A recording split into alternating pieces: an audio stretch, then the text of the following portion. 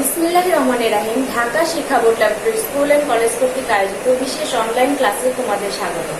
আমি জান্নাতুল ফেরদৌসী, প্রদর্শক পদার্থবিজ্ঞান। আজকে আমরা যে ক্লাসটি করব সেটি হচ্ছে নবম দশম শ্রেণীর পদার্থবিজ্ঞান চতুর্থ অধ্যায়ের নাম হচ্ছে কাজ ক্ষমতা শক্তি। আচ্ছা, কাজ ক্ষমতা শক্তির অধ্যায়ে আমরা প্রথমে একটু কাজ নিয়ে কিছু উদাহরণ দিই। ধরো, একজন শিক্ষার্থী পড়ছে, একজন ফুটবল খেলছে, একজন মাথায় কোনো বোঝা নিয়ে দাঁড়িয়ে আছে। আবার ধরো একজন দারোয়ান গেটে বসে আছে। তাহলে এক্ষেত্রে দেখা যাবে যে সাধারণভাবে কিন্তু আমরা মনে করি যে এরা সবাই কিন্তু কাজ করতেছে, কিন্তু পদার্থবিজ্ঞানের ভাষায় কিন্তু যে শিক্ষার্থী পড়াশোনা করছে সে কিন্তু কাজ করছে না, যে বোঝা নিয়ে দাঁড়িয়ে আছে তারও কিন্তু কাজ হচ্ছে না। আবার যে একজন দারোয়ান বসে বাড়ি পাহারা দিচ্ছে তারটাও কিন্তু কাজ হচ্ছে না। কিন্তু আবার যে একজন খেলোয়াড় যে ফুটবল খেলছে সে কিন্তু কাজ করছে। এর কারণ হচ্ছে পদার্থবিজ্ঞানের ভাষায় কাজ হচ্ছে বল প্রয়োগ করার ফলে যদি বস্তুটি কিছু স্মরণ ঘটে তাহলে সেক্ষেত্রে কাজ বলা যাবে, অন্যথায় কাজ বলা যাবে না। আচ্ছা দেখো, আমি কাজের একটা এখানে সংজ্ঞা দিয়েছি, সেটি হচ্ছে কোনো বস্তুর উপর যদি বল প্রয়োগ করা হয় এবং বস্তুটির যদি বলের দিকে স্মরণ ঘটে তাহলে বল এবং স্মরণের উপাংশের গুণফলকে কাজ বলে। ধরো এখানে দুটা দেখো চিত্র আছে। এখানে ধরো এর একটা বস্তু আছে, এই বস্তুটার উপর যদি F বল প্রয়োগ করা হয় এবং F বল প্রয়োগ করার ফলে বস্তুটা যদি এখানে আসে তাহলে বস্তুটার কিছু স্মরণ ঘটবে। স্মরণ মানে কি? বস্তুটার অবস্থানের পরিবর্তন হবে। এই অবস্থানের পরিবর্তন হয়েছে মানে বস্তুটার কিছু কাজ করছে। তাহলে এই ক্ষেত্রে মানে এখানে যে একটা বস্তুকে তুমি বল প্রয়োগ করছো আর বল প্রয়োগ করার ফলে বস্তুটার বলের দিকে স্মরণ করছে। এটা কোন দিকে করছে? বলের দিকে করছে, এইদিকে বল প্রয়োগ করছো আর স্মরণটাও এদিকে হয়েছে, তাহলে এটা বলের দিকে স্মরণ হয়েছে। তাহলে এই ক্ষেত্রে কাজ সমান সমান W=F×S। কিন্তু দেখো, আবার এই চিত্রে দেখা যাচ্ছে যে এখানেও তুমি কিন্তু F বল প্রয়োগ করছো, কিন্তু F বল প্রয়োগ করার ফলে বস্তুটা কি করছে, মানে এই বলের দিকে না যে বলের দিকে গেছে, কিন্তু সে গেছে কোন দিকে? একটু কোণ করে গেছে, মানে একটা থিটা কোণ উৎপন্ন করছে। এই যে বস্তুটাকে বল প্রয়োগ করার ফলে এটা এখান থেকে এখানে আসছে, কিন্তু ভূমির সাথে কি একটা কোণ উৎপন্ন করছে, এটা থিটা কোণ উৎপন্ন করছে। তাহলে এই বস্তু যে এই পর্যন্ত আসছে, বস্তুটার স্মরণটা এই পর্যন্ত হয়েছে। তাহলে এখান থেকে যদি আমরা ভূমির উপর একটা লম্ব আঁকি তাহলে দেখো এই যে যেখান থেকে তুমি বল প্রয়োগ করছো আর এই যে এই পর্যন্ত কি যেটুকু স্মরণ হয়েছে এটাকে বলা হয় যে স্মরণের উপাংশ। এখানে মানে ভূমি বাই লম্ব সমান কি 90 ডিগ্রি আছে। দেখো এখানে যে স্মরণটা হয়েছে এটা কি? অতিভুজ। আর এটা হচ্ছে যে এখানে ভূমির উপর, কিসের উপর তুমি লম্বটা আছো? ভূমির উপর। তাহলে ভূমি বাই অতিভুজ সমান আমরা কি জানি? cos theta. তাহলে যে এখানে যে আমরা কাজটা পাবো, তাহলে এই কাজটা হচ্ছে W=F×S cos থিটা। তাহলে দেখো আমরা কাজের কিন্তু দুইটা সমীকরণ পেয়ে গেলাম। একটা যদি বলের দিকে বস্তুর স্মরণ ঘটে, বল যেদিকে প্রয়োগ করছো সেই দিকেই যদি বস্তুর স্মরণ ঘটে তাহলে একটা সমীকরণ পেলাম আমরা W=F×S। আর যদি বলের দিকে কোণ করে, মানে বলের দিকে স্মরণটা একটু কোণ করে যায় তাহলে আমরা আরেকটা সমীকরণ পেলাম, সেটা হচ্ছে W=F/S cos থিটা। আচ্ছা, কাজের একক কি? আচ্ছা দেখো, এখানে যে আমরা কাজের একক, তো এখান থেকে আমরা একটা কাজের একক বের করি। কাজের একক, কাজ সমান কি? W=F×S। তাহলে বলের একক কি? বলের একক হচ্ছে নিউটন, আর স্মরণের একক কি? মিটার। নিউটন, মিটারকে লেখা যায় জুল। তাহলে কাজের একক কি? জুল। কাজ একটা স্কেলার রাশি। কাজ কি ধরনের রাশি? স্কেলার রাশি। এর কারণ হচ্ছে কাজের নির্দিষ্ট কোনো দিক নাই, সেজন্য কাজ হচ্ছে স্কেলার রাশি। এখন দেখো কাজের আমরা মাত্রাটা বের করি। কাজের মাত্রা হচ্ছে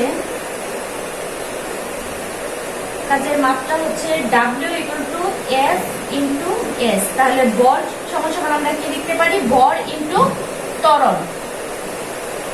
ভর ইন্টু ত্বরণ। আর স্মরণ তো স্মরণী, তাহলে বরের মাত্রা কি? বরকে আমরা কি লিখতে পারি? Capital M. বরের মাত্রা হচ্ছে ক্যাপিটাল এম। আর ত্বরণ হচ্ছে L by T square. L by T square. আর সরণ হচ্ছে এল। সরণের মাত্রা হচ্ছে এল। তাহলে আমরা এখান থেকে লিখতে পারি না যে M L square T inverse 2। এটা হচ্ছে কাজের মাত্রা, M L square T inverse 2। আচ্ছা দেখো, কাজ কিন্তু আবার দুই প্রকার।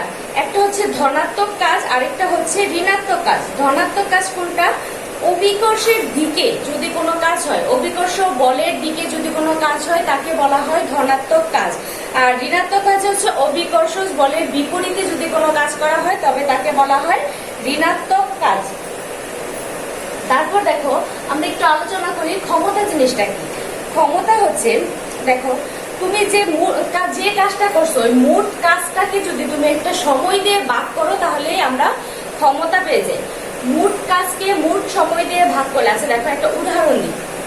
মনে করো তুমি তোমার বাসা থেকে স্কুলে আসছো, একটা রিক্সা দিয়ে একটু স্কুলে আসছো, তো একজন রিক্সাওয়ালা তোমাকে বাসা থেকে যে স্কুলে নিয়ে আসছে তার সময় লাগছে 5 মিনিট।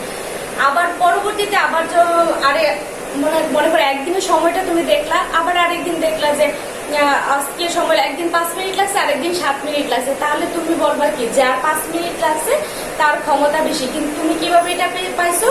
মোট কাজটাকে কি দিয়ে ভাগ করে, মোট সময় দিয়ে ভাগ করে আমরা ক্ষমতা নির্ণয় করতে পারি। আচ্ছা, শক্তি নিয়ে একটু আলোচনা করি। শক্তি হচ্ছে কাজ করার সামর্থ্যকে শক্তি বলা হয়। যার মানে কাজ করার সামর্থ্য বেশি তার শক্তিও বেশি। শক্তি এবং কাজের একক একই। শক্তির একক জুল এবং মাত্রা হচ্ছে M L square T inverse 2। দেখো, শক্তির বিভিন্ন ধরনের রূপ আছে। তার মধ্যে একটা হচ্ছে যান্ত্রিক শক্তি, রাসায়নিক শক্তি, তাপ শক্তি, চৌম্বক শক্তি, আলোক শক্তি, শব্দ শক্তি, বিদ্যুৎ শক্তি, পারমাণবিক শক্তি। এই ধরনের বিভিন্ন রূপ আছে শক্তি। তবে আমরা এখানে যান্ত্রিক শক্তি নিয়ে একটু আলোচনা করব।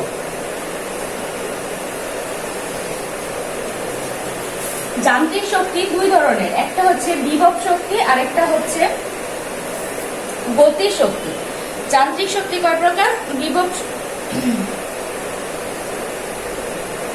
যান্ত্রিক শক্তি হচ্ছে দুই প্রকার, একটা হচ্ছে বিভব শক্তি আরেকটা হচ্ছে গতি শক্তি। বিভব শক্তিকে বলা হয় পটেনশিয়াল এনার্জি এবং গতি শক্তিকে বলা হয় কাইনেটিক এনার্জি। বিভব শক্তিকে ইপি দ্বারা প্রকাশ করা হয়, ইপি। যেহেতু পটেনশিয়াল এনার্জি সেজন্য ইপি। আর গতি শক্তি হচ্ছে, গতি শক্তিকে ই কে দ্বারা প্রকাশ করা হয়, কাইনেটিক এনার্জি। দেখো, বিভব শক্তি কি? বিভব শক্তি হচ্ছে কোন একটা বস্তুকে স্বাভাবিক অবস্থান থেকে অন্য কোনো অবস্থানে নিলে, ধরো একটা বস্তু একটা অবস্থায় আছে, তাকে অন্য একটা অবস্থানে নিলে বস্তুর মধ্যে যে শক্তি সঞ্চিত হয় তাকে বলা হয় বিভব শক্তি। বিভব শক্তি বা স্থিতিশক্তি, তার সংজ্ঞাটা কি বললাম? কোনো একটা বস্তুকে স্বাভাবিক অবস্থান থেকে অন্য কোনো অবস্থানে নিলে বস্তুর মধ্যে যে শক্তি সঞ্চিত হয় তাকে বলা হয় বিভব শক্তি বা স্থিতিশক্তি। দেখো, বিভব শক্তি বা স্থিতিশক্তি সমান সমান আমরা লিখতে পারি E3 ইকুয়াল টু mgS। এটা আমরা একটু প্রমাণ করে দেখি। দেখো, এখানে একটা ধরো বস্তু আছে, এই বস্তুটাকে মানে ভূমি থেকে একটা বস্তুকে তুমি এখানে উঠাইছো, এটুকুর উচ্চতা হচ্ছে s, এটাকে অভিকর্ষ ত্বরণের বিপরীত উঠাইছো, এটা উপর হচ্ছে m। ধরো দেখো, এখানে যে চিত্রটা আঁকলাম, ধরো m এর একটা বস্তুকে এখানে ছিল, এখান থেকে তুমি এইখানে উঠাইছো, এটা ভূমি থেকে কতটুকু উচ্চতায় উঠেছো?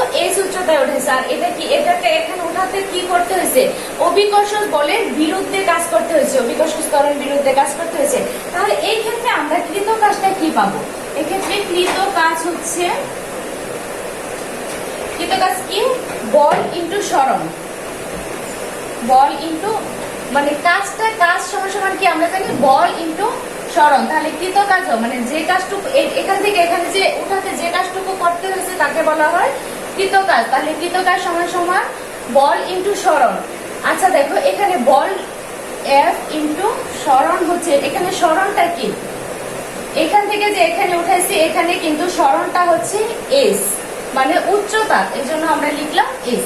দেখো আবার নিউটনের দ্বিতীয় সূত্র থেকে আমরা জানি কি F equal to M A, কিন্তু এখানে অভিকর্ষ ত্বরণ কি আছে জি, সেজন্য আমরা লিখবো F equal to M G, আর এই যেটা হচ্ছে এস। তাহলে আমরা পেয়ে গেলাম গতি, মানে এই যে এখানে যে কৃত কাজটা, এই কৃত কাজটাই কিন্তু হচ্ছে বিভব শক্তি। কেন? দেখো যে এখানে এম বলের একটা বস্তু ছিল, বস্তুটা কোথায় ছিল? ভূমিতে ছিল। এই ভূমি একটা অবস্থানে ছিল, এটাকে আমরা অন্য আরেকটা অবস্থানে নিয়ে গেছি, এই যে এখানে উঠাইছি, তাহলে একটা অন্য অবস্থানে নিয়ে গেছি না, তাহলে এখানে যে সঞ্চিত শক্তিটা সেটাই কিন্তু হচ্ছে বিভব শক্তি। আর এখান থেকে এখানে যে উঠাইছি, এখানে যে কাজটা করতে হয়েছে, এই কৃত কাজটাই হচ্ছে বিভব শক্তি বা স্থিতি শক্তি, ইপি। ইপি সমান সমান এমজিএস, এটা হচ্ছে এটুকুর প্রমাণ। আচ্ছা দেখো এখান থেকে আমরা লিখতে পারি যে এখান থেকে যে বস্তুটার যে বল, বস্তুর বলটা কিন্তু নির্দিষ্ট। বস্তুর বলটা যদি নির্দিষ্ট হয় তাহলে এম সমান সমান কি ধ্রুবক। আবার দেখো কোন নির্দিষ্ট স্থানে অভিকর্ষ ত্বরণের মানও কিন্তু নির্দিষ্ট, সেক্ষেত্রে জি এর মানও ধ্রুবক। তাহলে এখানে যদি দুইটা এম এবং জি দুইটাই ধ্রুব হয়, তাহলে আমরা লিখতে পারি না একভাবে ইপি সমানুপাতিক এস, মানে বিভব শক্তি বা স্থিতি শক্তিটা কার উপর নির্ভর করবে? উচ্চতার উপর। দেখো এখানে যদি উচ্চ বিভব শক্তি বা স্থিতি শক্তি যদি উচ্চতার উপর নির্ভর করে, তাহলে উচ্চতা যত বাড়বে বিভব শক্তিও তত বাড়বে, আবার উচ্চতা যত কমবে বিভব শক্তিও তত কমবে। তাহলে এই বিভব শক্তিটা কার উপর নির্ভর করতেছে? উচ্চতার উপর। ঠিক আছে, তারপরে দেখো এখন আমরা দেখব গতিশক্তি। গতিশক্তি জিনিসটা কি? গতিশক্তি হচ্ছে কোন বস্তুর গতির কারণে যে শক্তি লাভ করে তাকে বলা হয় গতিশক্তি। বস্তুটা গতির ফলে যে শক্তি লাভ করে তাকে বলা হয় গতিশক্তি। গতিশক্তি সমান সমান একটা সমীকরণ আছে, সেটা হচ্ছে E K equal to half M V square. এই সমীকরণের প্রমাণটা আমরা একটু দেখি।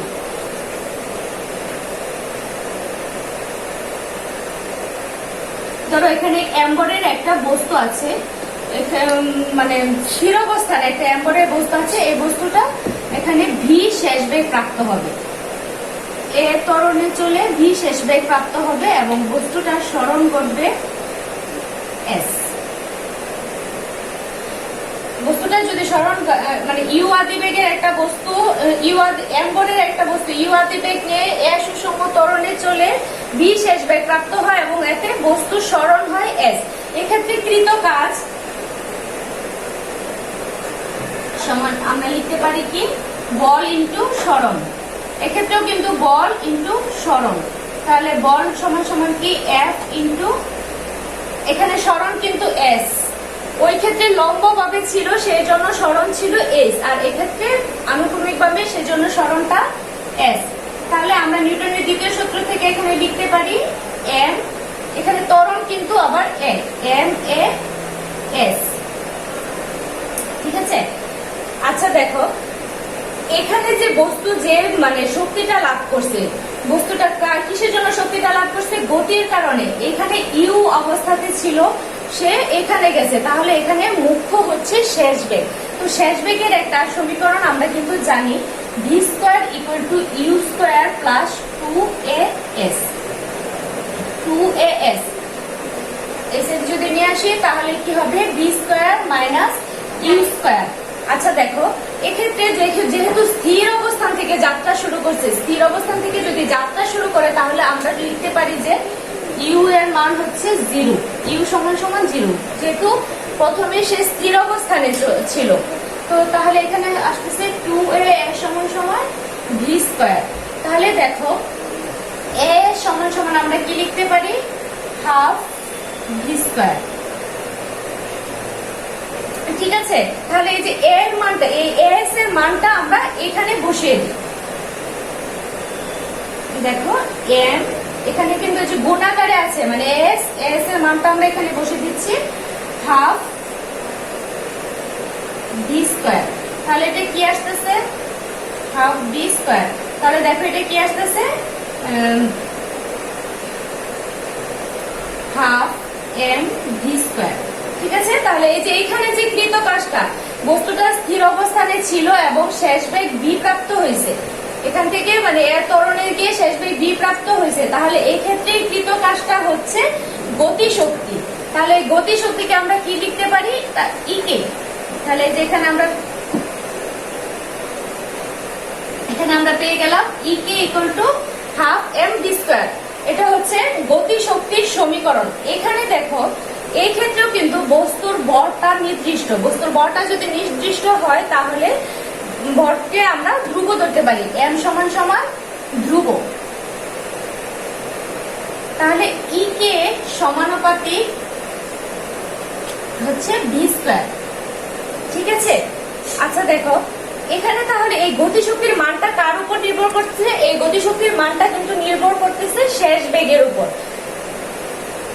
গতিশক্তি নির্ভর করে শেষ বেগের উপর। এখানে যদি আমরা শেষ বেগ যদি দ্বিগুণ করা হয় তাহলে গতিশক্তি হবে 4 গুণ, শেষ বেগ যদি 3 গুণ করা হয় তাহলে গতিশক্তি হবে 9 গুণ।